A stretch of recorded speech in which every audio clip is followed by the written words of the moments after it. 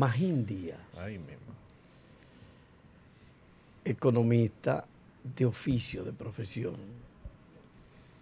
pero experto ya en diversas materias que tienen que ver con la economía, en finanzas públicas, en todo lo que tiene que ver con la economía de una sociedad, en este caso la nuestra, conocedor del desenvolvimiento de la economía a nivel global, y eso lo hace más interesante para conversar con él.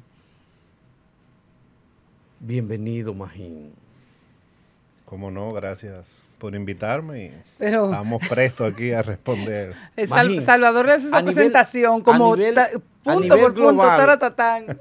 Magín, a nivel global, hay una crisis económica en el mundo con diferentes elementos que la provocan. Y esa crisis ha tenido impacto en la República Dominicana. Hay una crisis que está demandando recursos y en República Dominicana esos recursos, extrañamente o sin extrañeza, de donde lo están obteniendo fundamentalmente las autoridades, es de empréstitos. Y esos empréstitos en apenas 2 años han duplicado los préstamos que el país ha tomado desde Santana hasta la fecha. Desde Santana hasta la fecha se han tomado prestados hasta que llegara este gobierno 43.000 millones de pesos. Este gobierno lleva más de 21.000 millones tomados, según las últimas cifras a las que yo he tenido acceso. Con todo ese cuadro, ¿cómo ve Magín Díaz la economía dominicana? ¿Cuántas horas tenemos?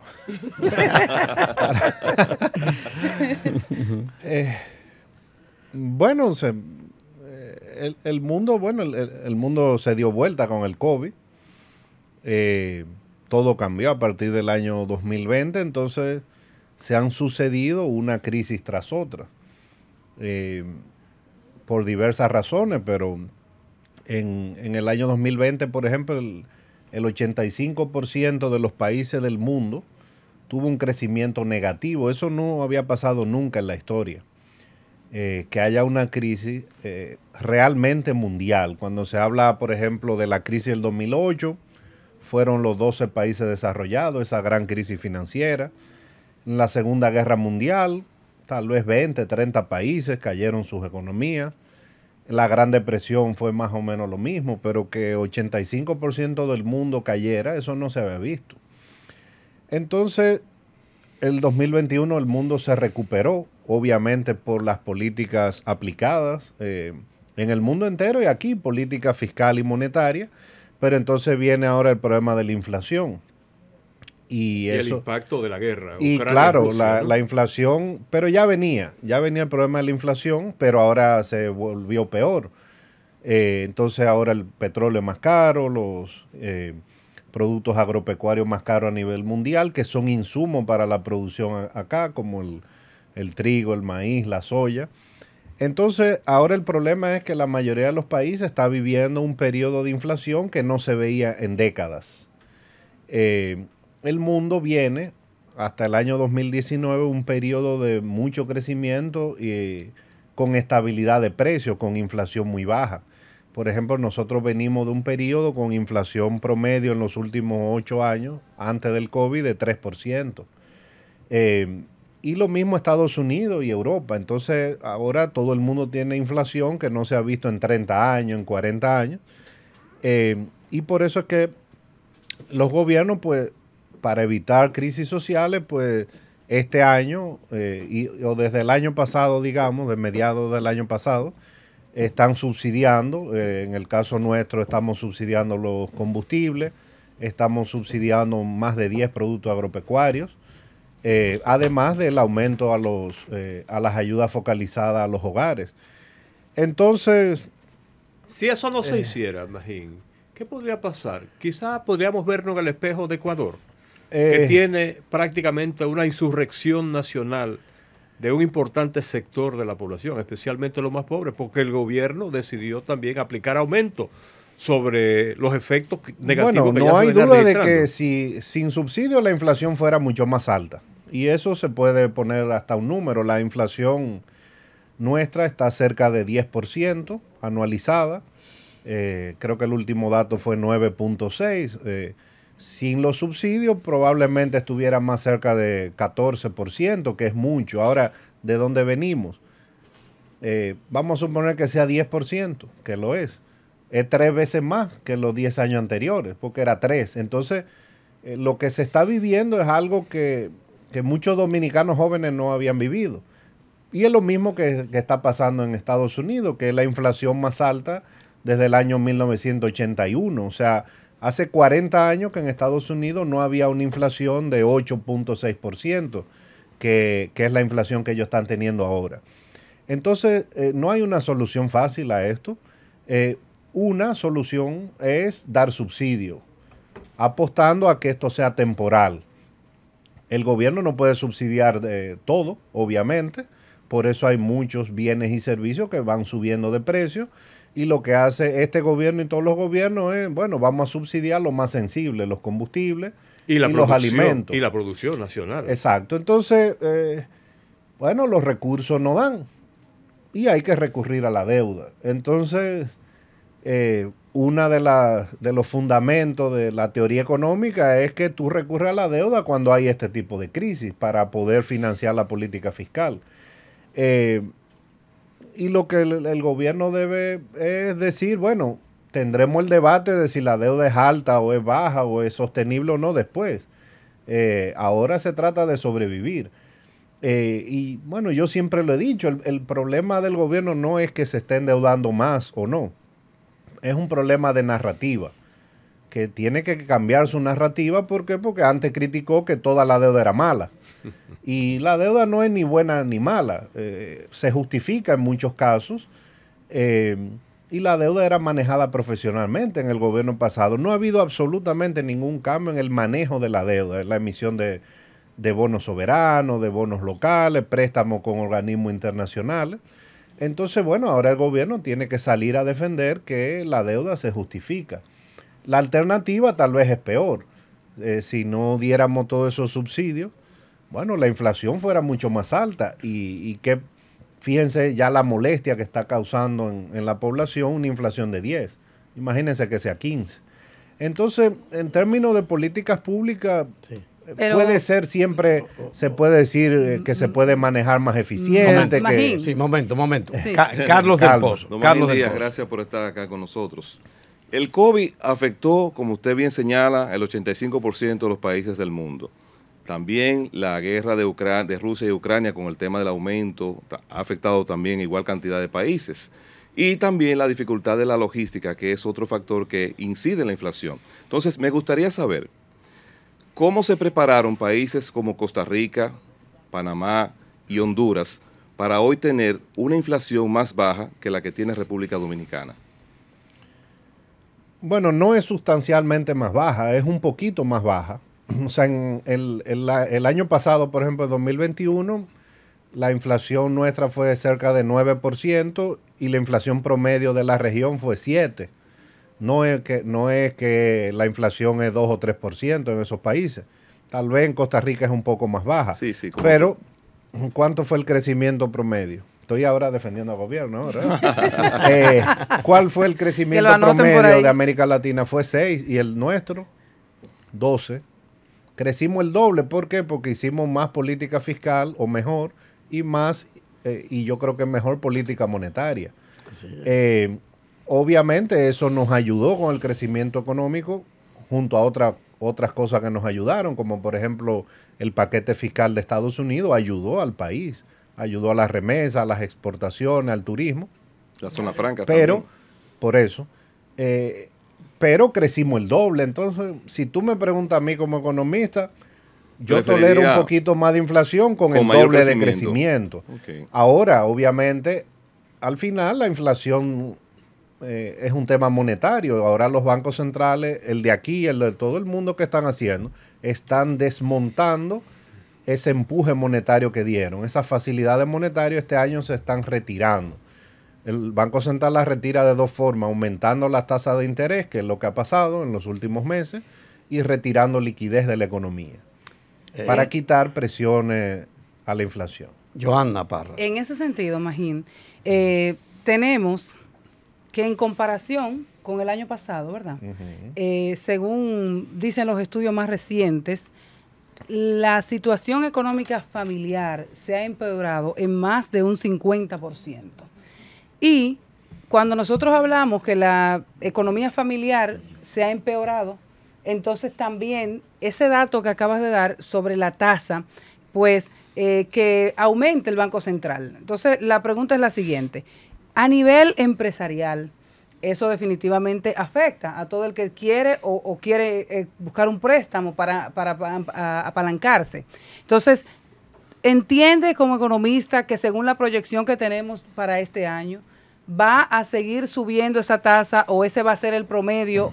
¿O cómo nosotros podemos, cuáles son las expectativas que nosotros podemos tener con la economía, tomando en consideración todo ese marco que se ha evaluado y que no es con una varita mágica tampoco, sino es en base a políticas y a decisiones que se van tomando? No, magia no hay. Obviamente los hogares están siendo afectados porque hay un proceso inflacionario en el mundo entero y aquí lo hay. Y además la inflación es bien perversa porque afecta más a los hogares más pobres, porque mientras más pobre el hogar, un porcentaje más alto de su consumo, ¿a qué va? Alimento y a combustible. ¿Y qué es lo que ha subido? Alimento y combustible, es lo que más ha subido. Y eso afecta desproporcionadamente a los hogares más pobres de una sociedad. Entonces, ¿la tasa de interés va a seguir subiendo? Sí, porque todavía no está a los niveles del 2019, por ejemplo. Entonces, acaba de subir la tasa de interés en Estados Unidos, aquí vamos a tener que caerle atrás, porque si no, entonces va a salir dinero hacia los países desarrollados desde aquí. Entonces, probablemente suba más la tasa de interés en los próximos meses. Eso el Banco Central lo va a ir monitoreando mes a mes para poder desmontar el proceso inflacionario. O sea, esto va a ser un proceso gradual para poder desmontar esa inflación. Es como un malabarismo casi. Si lo hace muy rápido va a crear una recesión. Ese es el gran dilema ahora del manejo de la política económica, no aquí, en el mundo entero. Pero hay que desmontar esta inflación en el mundo. Eso va a producirse por el aumento de las tasas de interés, los préstamos se encarecen, la gente consume menos, o sea, es un proceso gradual. Pero yo creo que hasta ahora, bueno, se va manejando más o menos, pero no, la felicidad total no va a existir. O sea, esto es un tema de cómo sobrevivir a esta crisis. Y realmente el país lo ha hecho mejor que la mayoría de los países, por eso sigue fluyendo la inversión extranjera, por eso tú ves que se está haciendo inversión de largo plazo, que vienen inversionistas a hacer hoteles en medio de esta crisis, por ejemplo. Eso es inversión de largo plazo. O sea que dentro, si tú nos miras comparado con el resto de América Latina, como país nos está yendo mejor, con todos los problemas que tenemos, obviamente. A nivel Rosario. No obstante estar en una situación, en una coyuntura muy particular en el mundo, y que honestamente el fin no se ve por lo menos desde ahora. Desde hace muchos años en Dominicana se ha establecido que debiera ser una prioridad el tema de la reforma fiscal, para corregir unas cosas. La próxima llamada. Para aumentar otras. Y entonces, este gobierno al principio intentó hacerlo, el gobierno pasado en uno que otro momento intentó. Es más, la ley que establece el costo, por ejemplo, del derecho a circulación o de la placa, tiene unos montos importantes y el pasado gobierno decidió ni siquiera aplicarlo. Y el pasado gobierno decidió por decreto violentar la ley. Le pregunto entonces, ¿entiende usted que sería interesante hacer una reforma fiscal, no obstante una crisis global sin un día de fin o sin nada que se vea ahora, tomando en cuenta de que una manera de combatir la crisis bien puede ser haciendo una reingeniería en el propio Estado? Mira, nunca hay un momento óptimo para hacer una reforma tributaria, para aumentar los impuestos. Si la economía va bien, los empresarios te van a decir, no la haga porque eso va a desacelerar la economía. Y si la economía va mal, te van a decir, no la haga porque vamos mal. La realidad es que no hay un momento. Es cuando se necesita, va a haber que hacerla. Aquí ha habido reforma en medio de crisis terribles, mucho peor que estas. La reforma del año 1992 se hizo en medio de uno de los peores procesos devaluatorios e inflacionarios que ha habido, y se hizo la reforma como quiera, porque se necesitaba. En el 2004 se hizo la reforma en medio de la crisis bancaria. Ahora ha habido otros años que se ha hecho reforma y no ha habido crisis, que se ha hecho, digamos, para prevenir una crisis, como en el 2005, en el 2006, en el 2011. Entonces eso ya, eso es discurso politiquero. Pero entiende usted que se necesita. Siempre es interesante, ¿verdad? Sigue hacer una reforma. Necesaria una reforma. Mira qué es lo que pasa. Fue tan necesaria que el gobierno quiso pasar una por debajo de la mesa llegando. Lo que pasa es que le salió mal el experimento, tal vez por inexperiencia. Pero la siguió necesitando y trató de hacer una el año pasado, pero tampoco pudo hacerlo. Porque la gente y las redes sociales explotaron. No, espérate, tú me vendiste otra cosa. Tú me dijiste que haciendo la reingeniería del Estado se iba a resolver el problema. El caso de Iván Duque en Colombia es una muestra representativa. Bueno, ese es un caso que hay que estudiar. Yo lo he estudiado mucho. ¿Por qué? Porque es un ejemplo de lo que es una reforma integral realmente. ¿Qué es una reforma integral? Revisaron el sistema tributario completo, impuesto por impuesto, trataron de mejorarlo, revisaron todas las exenciones, dejaron algunas, otras la iban a quitar. Iba con un paquete de gasto muy grande para contrarrestar el efecto de la reforma, subsidios focalizados, una reingeniería del Estado, eliminando instituciones. O sea, si hay un ejemplo, crearon un consejo asesor con reglas fiscales o lo mejoraron. O sea, eso tenía elementos de ingreso, de gasto, de financiamiento, de política social. ¿Y qué pasó? La gente se tiró a la calle como quiere. Tuvo un alto costo político, claro, entonces, para el gobierno. Y además, no solo eso, sino que los ministros salieron a vender y a explicar la reforma. O sea, comunicacionalmente hicieron el trabajo y como quiera. Entonces, es muy difícil. Ahora, lo que uno siempre quiere es que se haga la reforma para evitar una crisis, no que pase como en el año 92, que la crisis llevó a la reforma. Entonces, bueno, yo creo que el gobierno ya no la va a hacer porque es una decisión política, ya el presidente tomó su decisión, pero si tú escuchas al ministro de Hacienda, lo dijo hace un mes claramente en un discurso que dio en la Cámara Americana, bueno, este Estado necesita gastar más, hay que gastar mejor, eso está muy bien, pero hay que buscar más recursos. Entonces, no creo que ya el gobierno la va a hacer, pero la discusión va a estar ahí de manera permanente. Volviendo al tema de la inflación, pero de otra manera, desde otro litoral.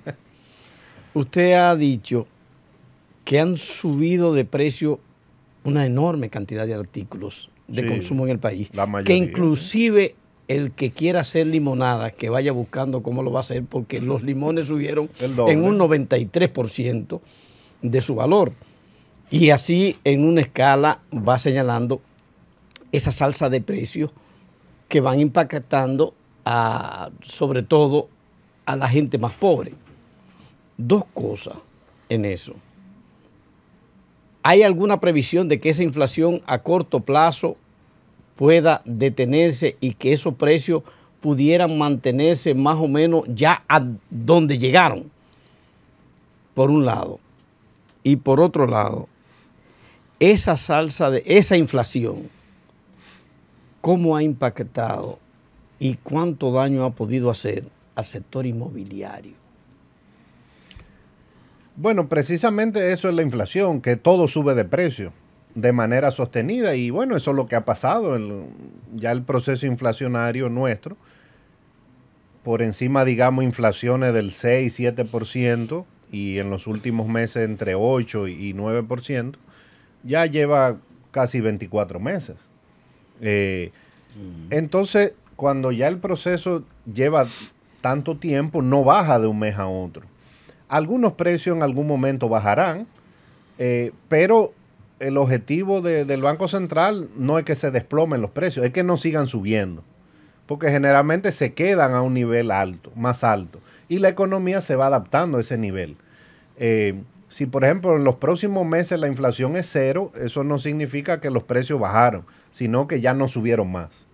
Entonces, el objetivo primero es parar el proceso inflacionario. Es difícil pararlo porque es que viene de fuera en gran parte. Con medidas monetarias eso va a ayudar. Lo que pasa es que la economía se va a frenar un poco, pero viene en parte de la inflación mundial que hay, por el petróleo, por los alimentos, etcétera. Entonces, esto va a ser un proceso gradual, no se va a desplomar la inflación a 4%. Lo que espera el mismo gobierno en su marco de política económica es que para el año que viene volvamos gradualmente a la meta del Banco Central de 4%, pero eso va a tomar 12 meses más. Y lo que espera el Banco Central es que ya en los próximos meses vaya bajando gradualmente, pero no es que se va a desplomar de un día a otro.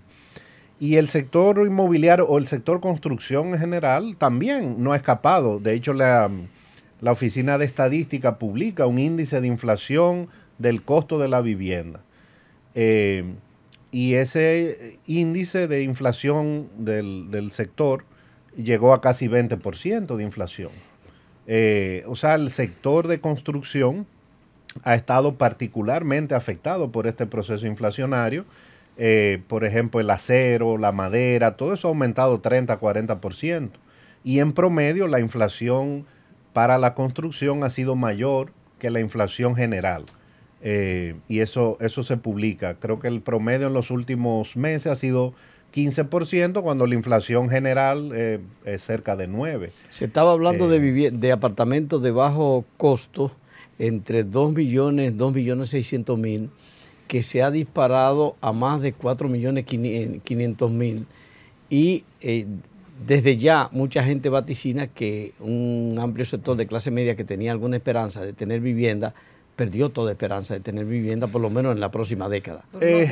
No creo que en la próxima década, pero el problema es que el problema no es la inflación, el problema es la incertidumbre.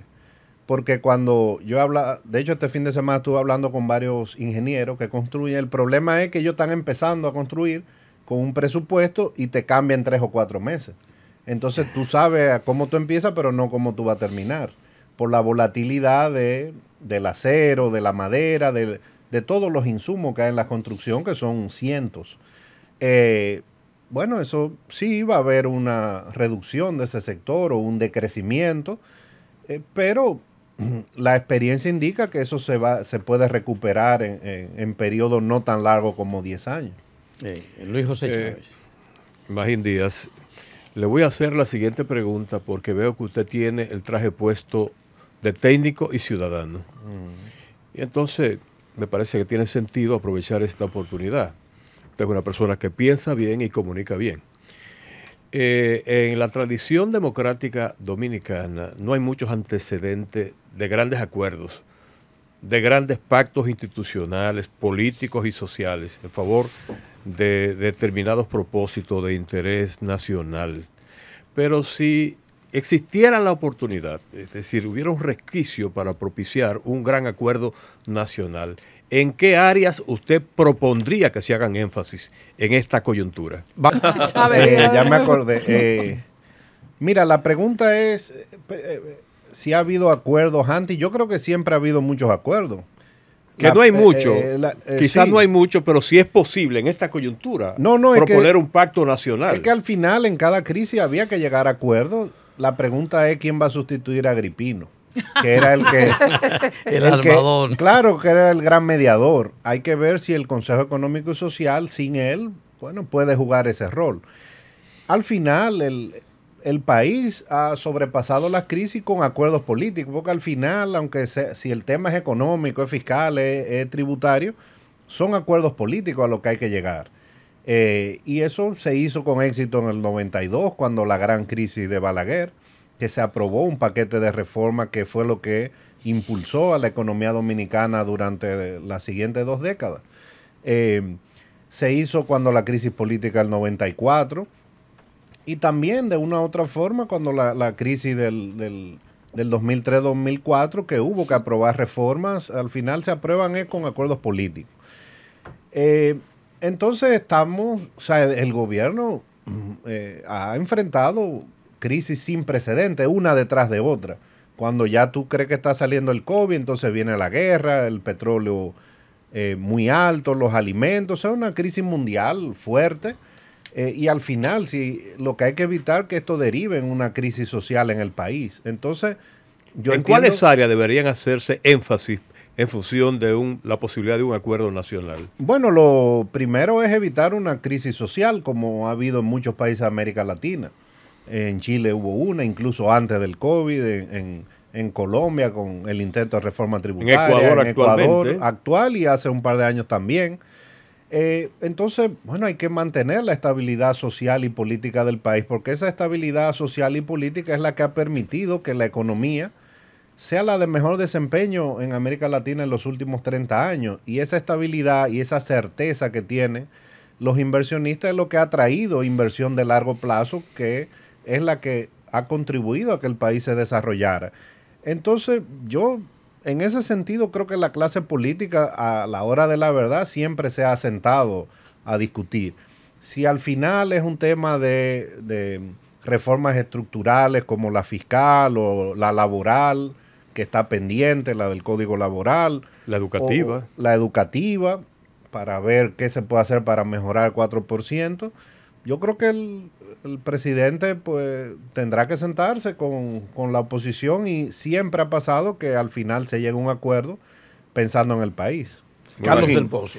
En el escenario internacional, que ha sido un escenario volátil por el tema de las fluctuaciones de precios del petróleo, precios de los alimentos, que incluye también países que han decidido cerrar sus exportaciones.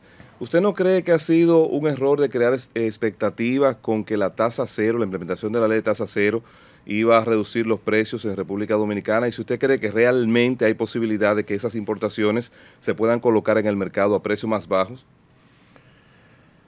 Mira, el tema es, el país en el año 2004, 2003, escogió cuál era su vía al libre comercio. Y también desde el principio de los 90, fue cuando Balaguer que se abrió al comercio internacional el país. Esta era una economía bastante cerrada. Ahora, ¿qué se fue negociando desde los 90 y luego con los Estados Unidos que se negoció? Apertura al comercio casi total, excepto 20 o 25 productos agropecuarios que el país decidió proteger de alguna forma. Entonces el sector agropecuario dominicano se ha desarrollado históricamente con protección del comercio internacional. O sea, no entran libremente. Para evitar competencia desleal de países desarrollados que sí subsidian. Entonces, lo que ha dicho el sector es, espérate, me cambiaste las reglas de juego. Y no sé si eso va a afectar más a la larga, porque voy a tener que competir con algunos países que tienen subsidio, por ejemplo. Entonces, si realmente la mejor medida es, si tú quieres que la libra de pollo no te aumente, es subsidia directamente al productor, por ejemplo. Okay. O deja que el precio suba y subsidia al consumidor. Entonces, vamos a ver en los próximos meses. Yo ese es un pleito que no lo hubiera echado con el sector agropecuario, que ya está acostumbrado a desarrollarse sin esa competencia. Ahora, sin esa ley ya había los mecanismos. Para hacer las importaciones. Sí, claro, porque hay sin aranceles. Sí, hay una comisión que existe por ley que es la que aprueba importaciones en caso de que sean necesarias, por un tema de si hay escasez en el país o por un tema de precio. O sea, sin aplicar esa ley ya se podía aplicar en el marco de esa comisión que dirige el ministro de Agricultura y que siempre ha existido. Lo que sí estamos viendo, de acuerdo a informaciones que manejamos, es que ya tenemos varios nichos de precios. Por ejemplo, en el caso de la papa importada tiene un precio cerca de 69 pesos y la papa criolla cerca de 40 pesos la libra. Entonces, uno no sabe si esto va a terminar generando una distorsión en el mercado. No, porque esa distorsión no me preocupa, porque el mercado se encarga de corregirla. Tú vas a comprar la más barata, si tienes más o menos la misma calidad. Lo que preocupa es el cambio de regla de juego, si te puede afectar a largo plazo o no el sector agropecuario, que ya primero demostró que tenía capacidad de sobrevivir, porque aquí no faltó nada del COVID para acá, no hubo escasez de ningún producto. Entonces, lo que se hizo fue la ley, bueno, matizarla.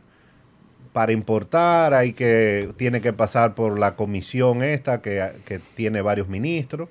A mí las comisiones no me gustan mucho porque se prestan para temas extraños, vamos a vender los permisos, ¿no? O sea, esa parte no me gusta. Yo creo que eso va a ser marginal. Al final, si la inflación baja, va a ser por toda la cantidad de medidas que se están tomando, no por una sola. Joana Parra. No, en esa misma línea, en función de las medidas que se están tomando, le permite entender que en determinado ciclo podría empezar a sentirse un alivio en cuanto a la inflación. No sabemos. Nada. Totalmente incierto. Totalmente no. Lo que pasa en economía es difícil tú hacer proyecciones. Por ejemplo, lo que yo he estado viendo ahora, analizando el mercado del petróleo, lo que te dicen los expertos es que el precio del petróleo no va a bajar mucho el resto del año, que tal vez va a estar entre 100 y 120 dólares. Entonces, con un petróleo caro es difícil. Entonces, hacer proyecciones es difícil. Lo que hay es que hacer políticas públicas y analizar en cada semana qué está pasando. Ahora, al final todas las crisis pasan. Lo que pasa es que son dolorosas, y más esta que es mundial.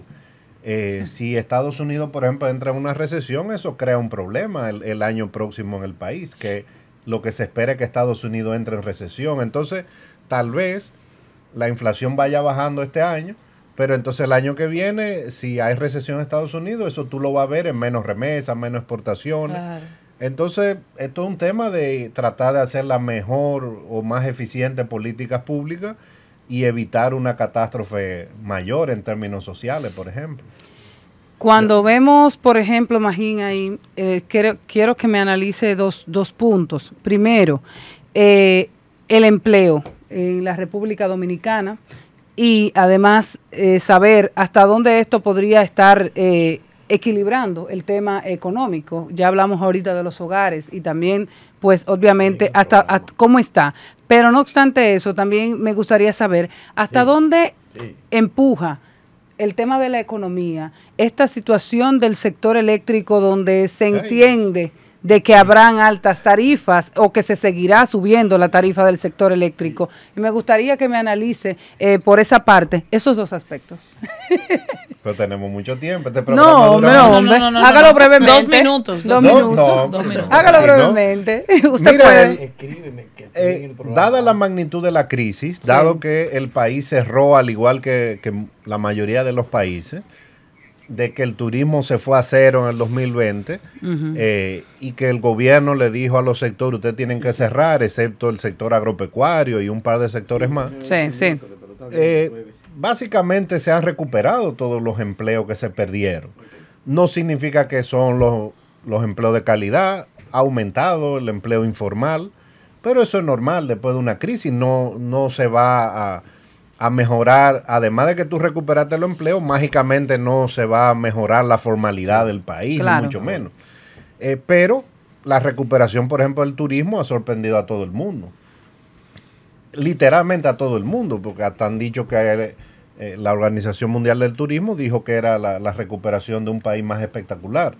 Nadie pensó que iba a volver el turismo, que se iban a recuperar esos empleos. Sobre todo la confianza, ¿verdad? Entonces, en ese sentido, se ha recuperado, claro, de la manera que tiene que recuperarse, con algo de informalidad, pero con cambios importantes, porque ahora hay personas que trabajan desde su casa, hay empresas que se han dado cuenta que son más eficientes, pero eso, ¿cuál es la traducción de eso? Que pueden hacer lo mismo con menos empleados. Claro. Entonces, hay empleados, bueno, que han quedado en el aire, pero eso está pasando en todo el mundo. En Estados Unidos, más de 10% de la fuerza laboral ha decidido no buscar trabajo. Las empresas están desesperadas buscando empleados, porque hay gente que ha dicho que no quiere. ¿Por qué pasa eso?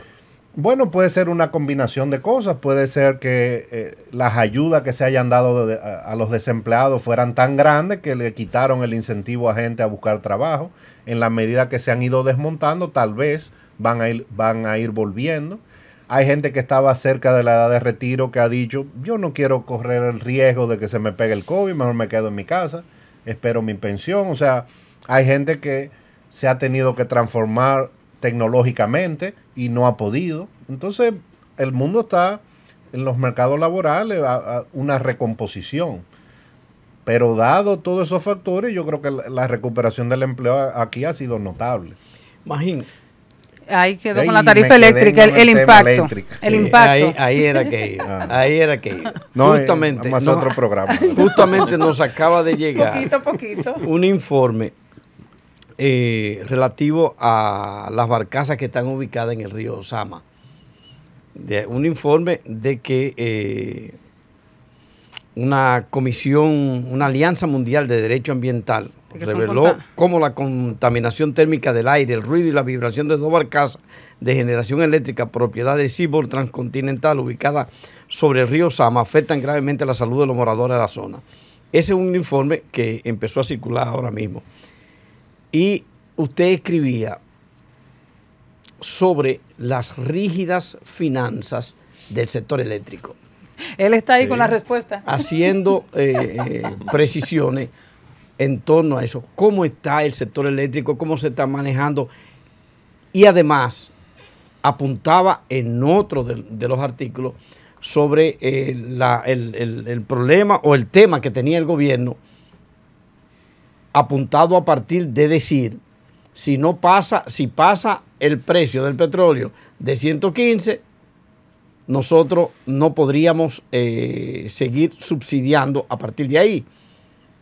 Y decía con toda la razón, hemos tenido suerte de que no ha pasado de ahí, pero acaba de pasar. Pasó un par de días. Pasó un par de días de los 115 la amenaza. Y ha estado amenazando conseguir esa visión sobre el sector eléctrico, sobre la finanza del sector eléctrico, el impacto y qué puede pasar con un sector tan importante para los dominicanos. Bueno, la última parte es el subsidio a los combustibles, que en el 7 de marzo el presidente dijo, mientras esté en un rango de 85 a 115 dólares el barril de petróleo, no vamos a traspasar al consumidor. Y es lo que ha pasado desde esa fecha. Se ha mantenido en ese rango, pero hace unos 10 días llegó a 122 dólares, lo que pasa es que volvió a bajar. Ahora, ¿cuál es la contraparte de eso? El gobierno está gastando 1.500 millones de pesos semanales. Entonces, esos son 6.000 millones de pesos mensuales. Desde el año pasado para acá ya van más de 30.000 millones. Si tú proyectas y la situación se mantiene, entonces la proyección es que este año van a ser más o menos 50.000 millones de pesos. Estamos hablando ya de cifras grandes. Mucho dinero. Yo me imagino que el gobierno el próximo mes va a tomar una decisión de si empieza a traspasar una parte del aumento internacional, porque el subsidio se va a convertir en insostenible. Entonces yo me imagino que el mes que viene algo se va a anunciar. Si lo deja 3 meses más, si empieza a traspasar. La verdad que como economista hay que decir que algo hay que traspasar, porque el precio es la señal para que la gente consuma menos. Como el precio está congelado, la gente está sobreconsumiendo combustible. Esa es la realidad. Entonces el gobierno debería ir pensando, porque si no, no va a poder pagar este subsidio de manera indefinida. Sobre todo porque no hay ninguna proyección que diga ahora mismo que el precio va a bajar de 85 dólares.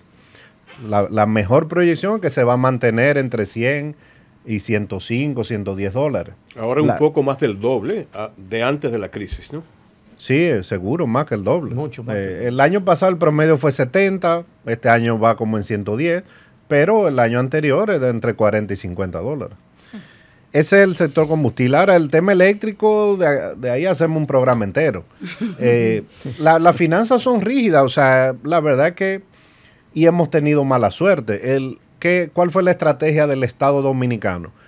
Vamos a salir del petróleo, del fuel oil, porque ningún país serio produce electricidad con fuel oil, solo nosotros.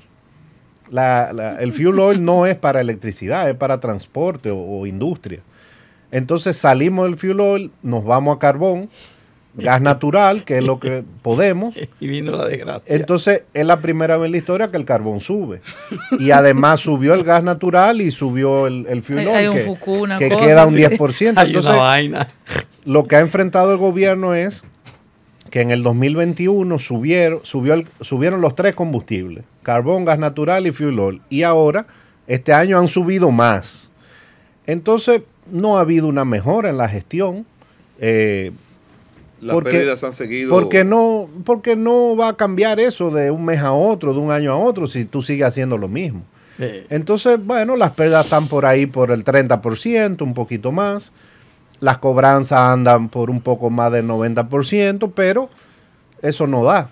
Entonces, lo que recaudan la distribuidora no da ni siquiera para comprar la energía.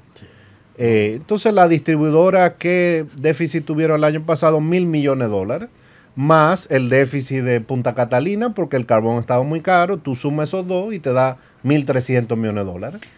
Que es el mismo déficit en los últimos 20 años. Imagínate. Entonces, este año pinta que va a ser mayor. Perdóname, Aníbal, no ese mismo puntito ahí mismo. ¿Cuál sería el punto de equilibrio para el precio de la tarifa eléctrica, por ejemplo, para evitar esa pérdida? Buena pregunta. Entonces, ahora la contraparte de eso es que la tarifa tenía más de 10 años congelada. Y el gobierno ha sido, yo creo que valiente en esta coyuntura. Por ejemplo, a la fecha, desde noviembre para acá, la tarifa eléctrica en promedio ha aumentado 31%. O sea, todos en promedio, algunos consumidores más, otros menos, pero en promedio la tarifa eléctrica ha aumentado 30%. Porque en el pacto eléctrico se acordó y se firmó que cada trimestre se iba a mover la tarifa por dos razones. Una, para traspasar una parte del aumento de los combustibles, y la otra, para ir corrigiendo las distorsiones que se acumularon en los últimos 10 años o más en la tarifa. Entonces, ahora, esta semana, me imagino que el gobierno va a anunciar cuál es la decisión, porque ahora tocaría otro aumento en julio. Y eso molesta a los consumidores, obviamente, y a las empresas que tienen que pagar más, pero también está haciendo que las distribuidoras recauden un poco más. Si no fuera por eso, el déficit fuera aún mayor todavía. Entonces, yo soy uno de los que estoy esperando cuál es la decisión, reconociendo que va a ser una decisión difícil porque los combustibles están más caros. O sea, cuando se habla de mover la tarifa, no es que se va a mover, es que va a subir. Sí. A nivel Carrosario. Una opción siempre, seguimos en el tema eléctrico, es, no, pero tranquilo, energía solar. Siempre se ha hablado que es una buena opción, una buena alternativa, y mucho más acá, que cualquier cosa puede subir y escasear, menos el sol. Sin embargo, tener un banco de paneles solares en la casa o en el negocio no es como tan simpático como se cree. Tiene un tema impositivo, tiene una realidad de un porcentaje, que si no yo, para entonces suministrar eso a la red pública, ¿no debería ser como más simple el tema de la energía solar? ¿O es que el gobierno en su momento y todavía ahora lo ve como un buen negocio también? No, todas las energías renovables, incluyendo la solar, tienen incentivo tributario. El tema es que toma tiempo que la tecnología haga que los costos bajen. Hace 20 años era carísimo producir energía solar, ya ha ido bajando. Entonces las energías renovables ya son un 17% de la matriz energética. Históricamente lo único que teníamos era hidroeléctrica y era como 15%. Yo vi el dato a marzo y las renovables son 17%, pero las hidroeléctricas son solo 7%. Entonces, la solar ha ido aumentando. Lo que pasa es que ha tomado tiempo que la tecnología haga que sea económicamente factible. Pero ya, ahora, hay un problema mayor. Es muy difícil en un país que no hay ríos, como por ejemplo en Brasil la energía 80% es hidroeléctrica. En Centroamérica la mitad es hidroeléctrica, pero tienen grandes ríos, nosotros no. Entonces, nosotros... Pero no tenemos capacidad para tener más hidro de la que tenemos. Sí, pero no va a ser la mitad de la energía.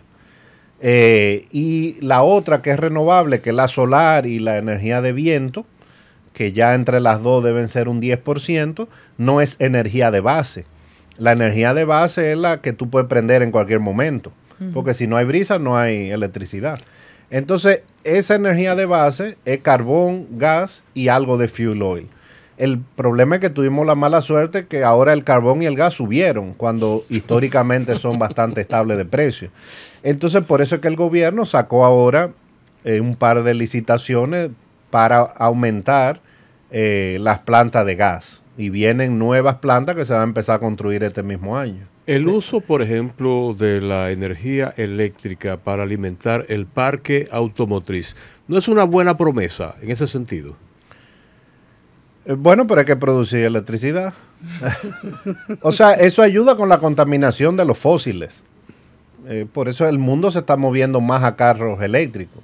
Carros eléctricos, claro. Está. Correcto, pero eso va a ayudar a bajar la dependencia de combustibles fósiles.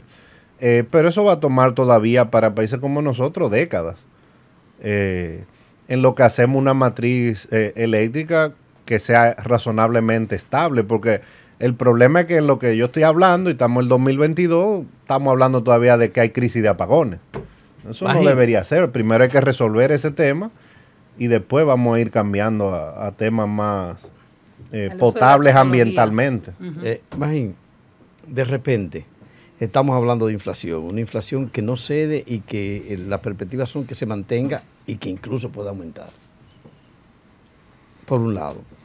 Por otro lado, un gobierno nuevo, a pesar de que tiene 2 años. Sí, ya tiene 2 años. Con una carpeta de propuestas para inversión de capital en medio de una inflación, de una reducción de las recaudaciones, de un problema de carácter fiscal que viene arrastrándose en el país y de tener que tomar préstamo para cualquier tipo de inversión que se haga y arrastrando un problema, dada la crisis económica, dada la perspectiva de una hambruna, de tener que invertir más capital social a nivel de lo social.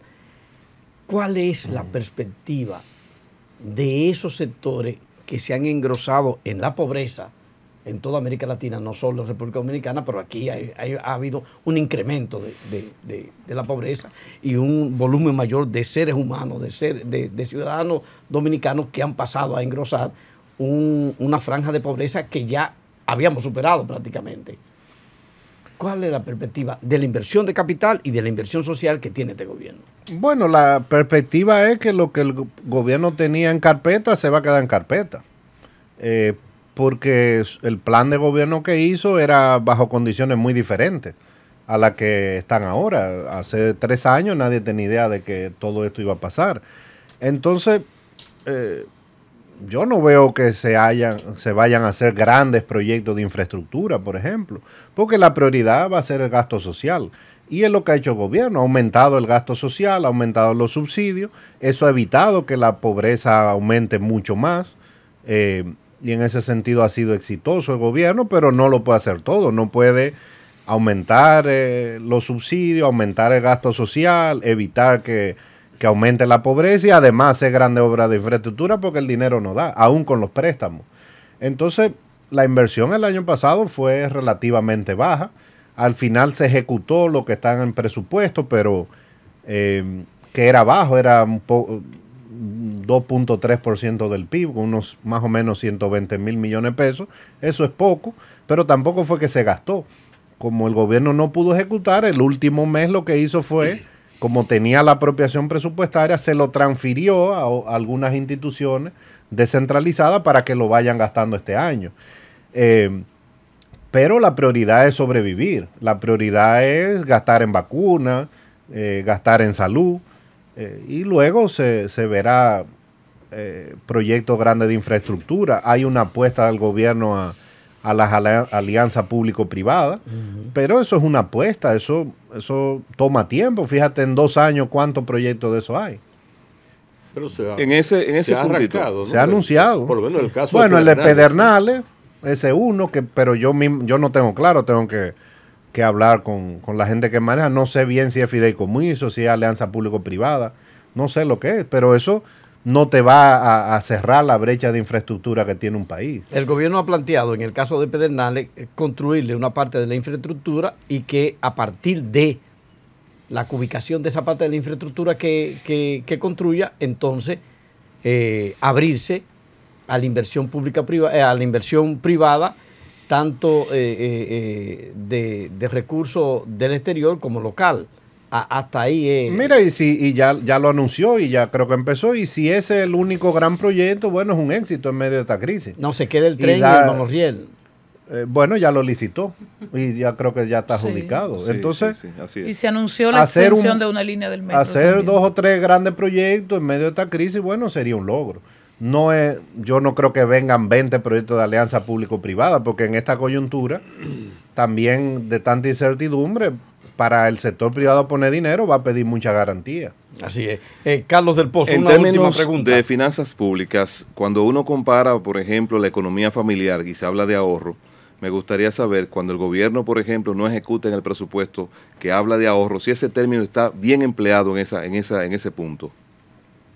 No.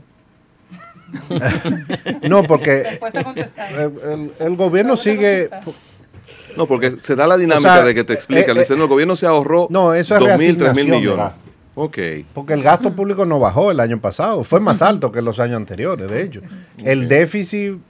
Tú cambias dónde gastarlo, Si dónde cambia, invertirlo. tú reasignas gasto, pero si el gobierno está en déficit.